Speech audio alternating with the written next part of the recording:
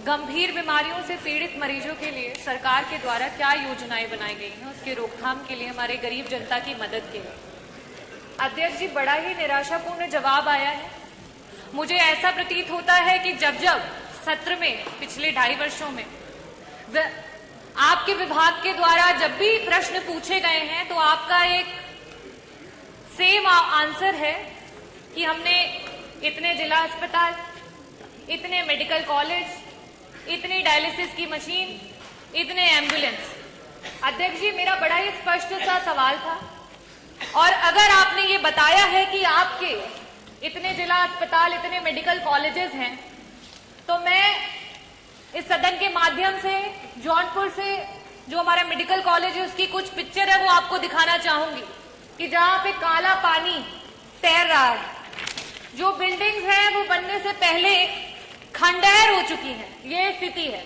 और आप इसे गिना करके जवाब देना चाहते हैं कि आप अपने विभाग में क्या कार्य कर रहे हैं। मैं ये टेबल कर दूंगी अध्यक्ष जी, ताकि ये मंत्री जी के पास जो असली पिक्चर्स है वो पहुंचे और उन्हें पता चले कि जो बार बार आप ये कहते हैं कि हमने मेडिकल कॉलेजेस बना दिए, जिला अस्पताल बना दिए, उन जिला अस्पतालों और मेडिकल कॉलेजेस की क्या स्थिति है।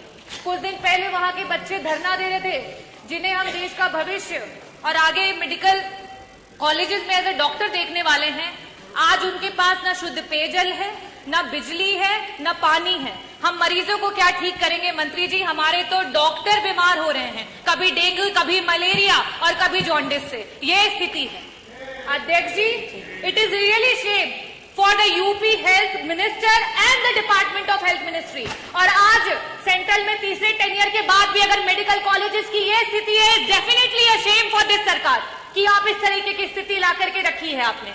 अध्यक्ष जी, जवाब में इन्हें ये देना चाहिए था कि गंभीर बीमारियों के लिए जो हमारे डॉक्टर्स होते हैं, चाहे वो पैलिएटिव मेडिसिन के डॉक्टर्स हो, चाहे आपके ऑन्को सर्जन्स हो, ऑन्कोलॉजिस्ट हो, गायनेकोलॉजिस्ट हो, न्यूरो एनेस्थीसिया डिपार्टमेंट के डॉक्टर्स हो, चाहे आपके कार्डियो सर्जन्स हो, सीटीवीएस के सर्जन्स हो, आपने कितने डॉक्टर्स को बढ़ा, कितने डॉक्टर्स को आपने बढ़ाया?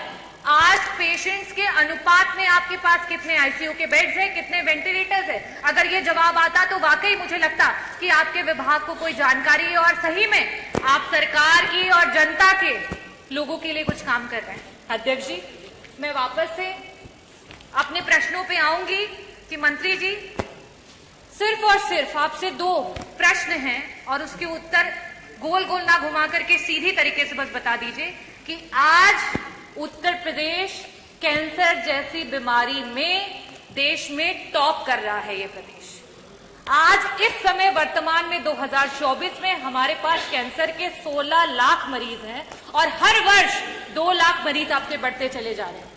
और इन गरीब मरीजों के पास ना तो पैसा है इलाज कराने के लिए और ना अस्पतालों में बेड्स। इन परिस्थितियों में अगर वो मरीज किसी प्राइवेट अस्पताल में जाता है, बड़ा बड़ा एस्टिमेट मिलता है। क्या सरकार कैंसर के सारे उत्तर प्रदेश के मरीजों को उनका जो एस्टिमेट जहां से भी बन करके आता है उसका एक मुश्त में पैसा उपलब्ध कराएगी कि नहीं कराएगी? मेरा दूसरा सवाल है मंत्री जी कि आज जब आपने जवाब नहीं दिया कि आपके पास सुपर स्पेशलिटी के डॉक्टर्स कितने बढ़ गए हैं, पेशेंट्स के अनुपात में वेंटिलेटर और आईसीयूज कितने हैं, तो इन परिस्थितियों में जितने भी आपके प्राइवेट उत्तर प्रदेश के हॉस्पिटल्स रन कर रहे हैं जहां पे वेंटिलेटर्स और आईसीयू की सुविधा उपलब्ध है, उनको पीपीपी मॉडल पे, सरकार तो पीपीपी मॉडल पे बहुत काम कर रही है, जगह जगह पर आप इसके बारे में एडवर्टीजमेंट्स करते रहते हैं। तो आईसीयू और वेंटिलेटर, क्योंकि ये ऐसे मरीज होते हैं, ब्रेन हैमरेज के मरीज होते हैं, इनके पास समय नहीं होता है। मंत्री जी, अगर एक्सीडेंट हो गया, आज बीपी बढ़ गया और ब्रेन हैमरेज हो गया तो तुरंत उसका ऑपरेशन होना है, लेकिन उनके पास पैसा नहीं होता ना वेंटिलेटर पे देने के लिए, ना उन वेंटिलेटर्स पे रहने के बाद। तो मैं आपसे अनुरोध करना चाहूंगी कि पीपीपी मॉडल पे जितने भी हमारे प्राइवेट हॉस्पिटल्स हैं उनको ऐड करते हुए हमारे मरीजों को मुफ्त में इलाज और समय पर इलाज दिलाने के लिए क्या सरकार काम करेगी? बहुत बहुत धन्यवाद।